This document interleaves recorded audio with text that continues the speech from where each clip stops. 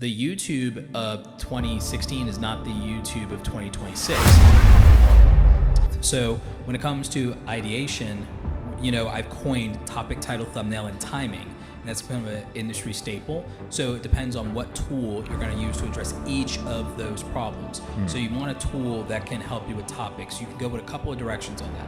YouTube has Ask Studio, which most people don't know about, and it's $0. So it's a $0 solution. That's probably where people could start with YouTube Ask Studio. It goes off of your own data.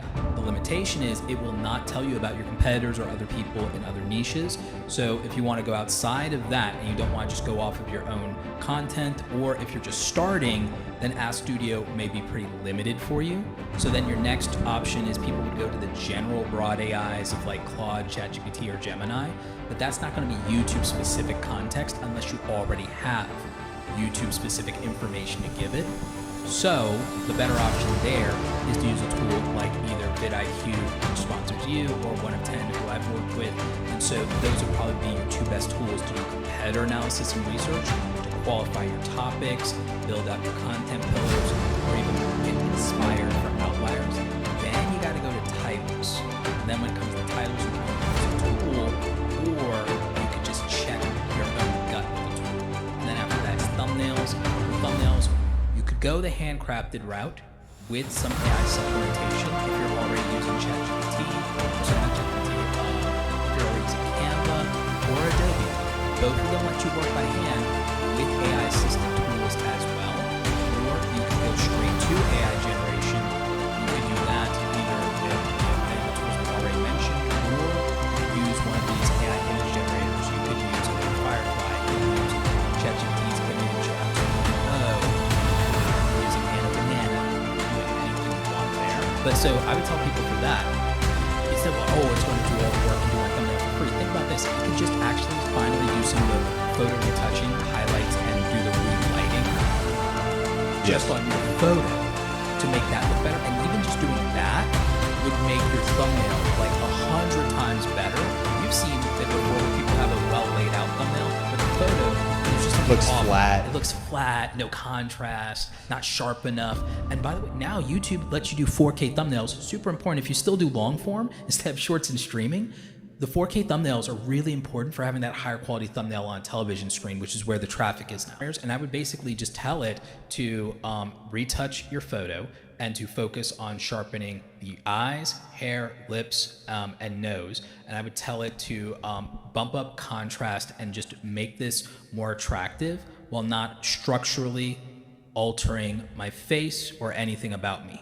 And then I would tell it to do that, and you're gonna see a much better result instantly. You're gonna feel like you sent it out to somebody who spent 20 minutes doing professional retouching and relighting on you. Yeah. And then if you wanna do accents and highlights, a lot of you will see YouTube thumbnails where there's like a little bit of like a studio glow of a red or a blue or whatever the color of the background is. You can actually tell it to do the accent lighting, and you can tell it what colors you want for that, and then it'll do it. And then if there's some kind of texture or background you want, then have it generate that separately, and then you could put those together.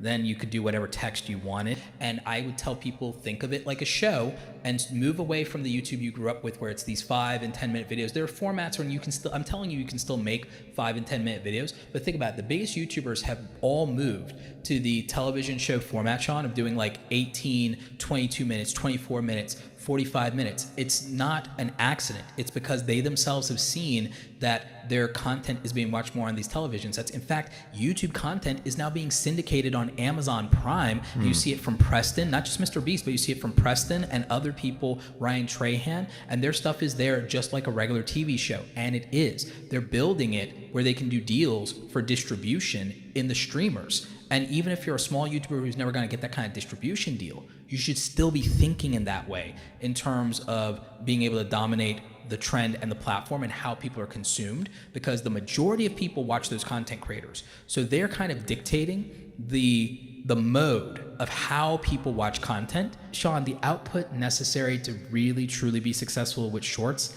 unless you're a great cinematographer like Max the Meat Guy, and he's just a unicorn, unless you're that, the output amount is really a minimum of 3 to 5 shorts a day. And the optimal amount would be 5 to 12 a day, spread out over 30 minutes to an hour of releasing each short. if you're a lifestyle creator, go to the maximum and go to like 8 of 12 if you're like a lifestyle creator that already would make stuff for Instagram, because those Instagram stories are those 15-second or less shorts that get people invested at a glance and get them to very high completion rates on your shorts and make them want to see you again in their feed, or go to your feed and just start going through all your shorts, especially for lifestyle stuff that's travel centric or is DIY, or is like you doing the whole experience. You just swipe through their little clips of each thing. The whole thing would be a feed of an experience of travel, lifestyle. Exactly. Link back 100 shorts to one long form video instead of it needing to be, unless there's a reason for it to be from the video it came from that exists as a long form or a live stream. Link them back and make a backlinking strategy like we did back in the old website days, where you put 100 to 200 shorts going to a video that you know really performs well with new first-time viewers who've never seen you before, because this will be probably the first long-form video these people ever saw from you. So point it to one that's already a proven performer, not the video, oh, I wish this would get more views, or, ooh, I'm really passionate about this video. Use a proven performer, let the data decide, point as many of your shorts to that video as possible. It's also the video that can be the least hurt by any minor fluctuation in retention, because it's already a proven performer that has momentum. You have nothing to lose by doing that. The second channel, think of it like this. They're expanding the franchise, but they're not changing the category. So what they're doing is, instead of going, oh, I had the main channel and now here's the personal channel for you to get to know me as a person. No, what they're doing is they're just giving you another way to interact with exactly the same thing, the same value proposition as the first channel. But now they're just changing the style or format of the output. For Hormozi, it's lower lift, higher density. So guess what? It's now, here's the most serious person who doesn't need all the frills, bells, and whistles, and doesn't need the crazy thumbnails or the crazy editing. And it's so it's now, oh, here is the lower lift, higher signal channel, and that's why it's bringing them more business, because the front-facing channel, that's brand. That is, here's our forward-facing like thing that we give to the general public and the masses, to where you have heard of us. For the people who have heard of us before, though, you don't need all of that. I ain't got to perform for you. I ain't got to put on this dog and pony show. Let me just give you the deep value, unfiltered, raw, unedited. Here you go. And that's why it's just this higher signal, because it's moving away from what appeals to the commons to appealing to the denser part of their audience. For the solo and working class content creator, one of the reasons I'm so passionate and bullish about AI is that it can get people through those tough seasons if they can optimize, if they can put out more content, if they can have more momentum. For the people who can't afford or haven't gotten to that team level yet, AI is the competitive advantage for them.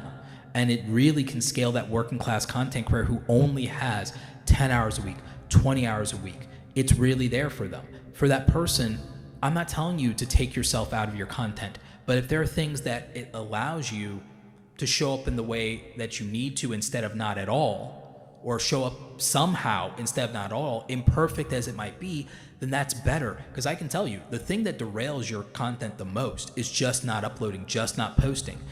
Done is always better than perfect. Perfect very easily becomes the enemy of good. Yeah. And the universe, like, entropy is a real thing. You need to have an action bias. Outputs matter, and quality is subjective. Quantity isn't. It's real, it's tangible. Something exists or it doesn't. Imperfect as it may be, put the points on the board. So there are freelance clippers that work for Mr. Beast. I mean, you'll see people in the comments, they're like, yeah, I got $1,000. An army of them. There's an army of them. So people doing it at the highest level. There's some entrepreneurs that maybe have money they really want to spend on personal branding. Spend $10,000 a month, $100,000 a month. Imagine spending $50 for 100,000 views, and they're real views. They're organic, all algorithmic driven, because you're I mean, the numbers range, but $50 for 50,000 views sounds like a great deal. $50 for 100,000 views. $50 for 100,000 views. Is that a real thing? That's a real thing. That is a real number, and that's on the higher end in some cases. Okay. In some cases. So think about it like this. We already said that short form, the optimal for it, is like 10 plus a day if you're really going to go hard. Yeah. These kids are money hungry and incentivized to do that and to have multiple accounts. So you could do 10 a day on 10 accounts. So now you have 100 kids putting out 100 videos each a day. Yeah. And they either perform or they don't, because that's how they get paid. Sure. And so you only pay on performance. And so think about it like this. Let's say because they all want to make some decent money and you're paying $50 for 100,000 views, all of them want to get $500. So all of them have a real incentive to try to get you like 1 million views every month. Totally. Each. Yeah. So now you have 100 million views on the line in the pipeline. Sean, what percentage of that, if you have any kind of reasonably priced mid to high ticket offer, do you need to convert out of 100 million views? What percentage of that do you need to convert to make real money?